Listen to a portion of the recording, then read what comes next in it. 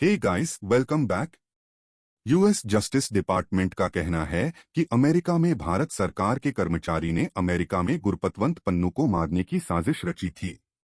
देखिए, मैं यह स्पष्ट कर दूं, भारत के लिए वह कोई एक्टिविस्ट नहीं है। वह खालिस्तानी आतंकवादी है।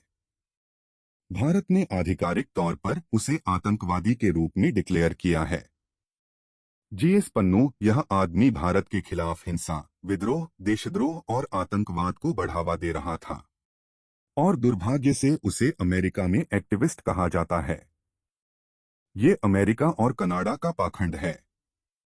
आइए पहले चर्चा करें कि वास्तव में क्या हुआ और यह संयुक्त राज्य अमेरिका भारत की रिलेशनशिप को कैसे प्रभावित कर सकता है। रिपोर्ट के अनुसार भारतीय सरकारी कर्मचारी ने अन्य लोगों के साथ मिलकर राजनीतिक कार्यकर्ता गुरपतवंत सिंह पन्नू की हत्या की साजिश रची। अमेरिकी अधिकारियों का कहना है कि हिटमैन, जो undercover American law agency officer था, पन्नू को मारने के लिए उसे $1 लाख दिए गए थे। अगर मैं आपको शॉर्ट में कहानी बताऊं तो रिपोर्ट कहती है कि मई 2023 की शुरुआत में एक भारतीय सरकारी कर्मचारी CC1 ने अमेरिका की धरती पर पानू की हत्या की साजिश रचने में मदद करने के लिए निखिल गुप्ता से संपर्क किया। बदले में भारत में गुप्ता के खिलाफ आपराधिक आरोप हटा दिए जाएंगे। इस पर गुप्ता सहमत हो गए। अब से हम भारतीय सरकारी कर्मचारी को CC1 कहेंगे क्योंकि रिपोर्ट में भारत सरकार को CC1 कहा गया है। अब हमारी कहानी में आगे बढ़ते हुए CC1 के निर्देश पर गुप्ता ने एक व्यक्ति से संपर्क किया जिसे बाद वाला अपराधी मानता था। वह वास्तव में DA का कॉन्फिडेंशियल सोर्स था। DA अमेरिका में एक लॉ एनफोर्समेंट एजेंसी है। अब इस CS ने काम करने के लिए एक हिटमैन को काम पर रखा है। लेकिन दिलचस्प बात यह है कि हिटमैन को फिर से DA का अंडरकवर UC पाया गया। अब GS पन्नू को मारने के लिए $1 लाख की डील हुई है। बाद में गुप्ता ने CC1 को संदेश भेजा कि सौदा हो गया है और हिटमैन को $15,000 अग्रिम भुगतान कर दिया गया है। गुप्ता ने इसकी तस्वीर भी भेजी और वस्तुतः न्याय विभाग ने उस तस्वीर को रिपोर्ट में संलग्न किया, जैसा कि आप अब देख सकते हैं। बाद में कहानी के अनुसार गुप्ता ने हिटमैन को अमेरिका और भारत के बीच हाई प्रोफाइल बैठक के दौरान ऑपरेशन न करने का भी निर्देश दिया।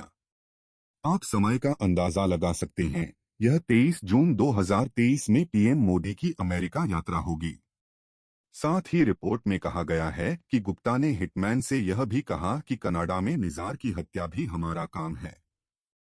मुझे आशा है कि आपको कनाडा में निज़र की हत्या याद होगी, राइट? तो अब क्या?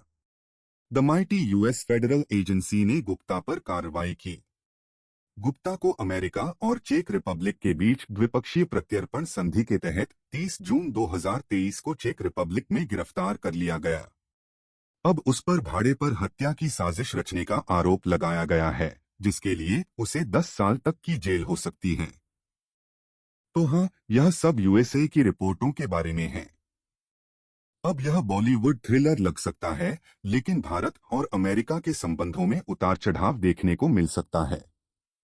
यह उत्तरी अमेरिका में पन्नू, भारत में एक सूचीबद्ध आतंकवादी की मौजूदगी पर भी कई सवाल उठाता है और एयर इंडिया के खिलाफ धमकियों के बावजूद अमेरिका उसके खिलाफ कार्रवाई क्यों नहीं करना चाहता है। GS पन्नू यह आदमी भारत के खिलाफ हिंसा, विद्रोह, देशद्रोह और आतंकवाद को बढ़ावा दे रहा था। उन पर 1990 के दशक से ही भारत में कई आपराधिक आरोप हैं और वे एयर इंडिया 182 बम विस्फोट के साजिशकर्ताओं, खालिस्तान टाइगर फोर्स और कई अन्य संगठनों से जुड़े हुए हैं। इस हालिया वीडियो को देखें, उसने सचमुच एयर इंडिया के विमान को बम से उड़ाने की धमकी दी थी। We are asking the Sikh Panth to not fly Air India। 19 ਨਵੰਬਰ ਤੋਂ ਗਲੋਬਲ ਬਲੌਕੇਡ ਤੇ 에ਅਰ ਇੰਡੀਆ ਦੁਨੀਆ ਦੇ ਵਿੱਚ ਚੱਲਣ ਨਹੀਂ ਦਿੱਤੀ ਜਾਏਗੀ। ਸਿੱਖ ਪੰਥ ਵਾਲਿਓ 19 ਨਵੰਬਰ ਤੋਂ ਬਾਅਦ 에ਅਰ ਇੰਡੀਆ 'ਚ ਸਫ਼ਰ ਨਹੀਂ ਕਰਨਾ, ਜਾਨ ਨੂੰ ਖਤਰਾ ਹੋ ਸਕਦਾ ਹੈ। यह अजीब लगता है कि अमेरिका इस समय एक आतंकवादी को पनाह दे रहा है जिसने एयर इंडिया विमान को बम से उड़ाने की धमकी दी थी और भारत में हमलों के लिए जिम्मेदार था। वह खुलेआम घूम रहा है। यदि अमेरिकी और कनाडाई सरकारें वास्तव में नियम आधारित व्यवस्था में विश्वास करती हैं, तो आतंकवादी पन्नू और निज्जर को गिरफ्तार किया जाना चाहिए, मुकदमा चलाया जाना चाहिए और दंडित किया जाना चाहिए। अमेरिकी पासपोर्ट धारक होने से पन्नू को सिख युवाओं में आतंक फैलाने, कट्टरपंथी बनाने का लाइसेंस नहीं मिल जाता।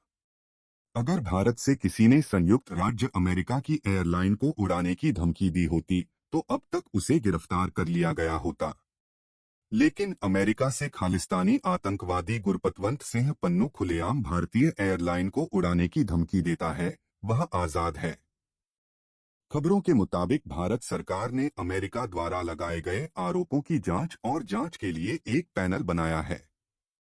So yes, that's all for this video. If you like the video, then give it a like and subscribe the channel. Your support is much needed. Thank you. God bless you all.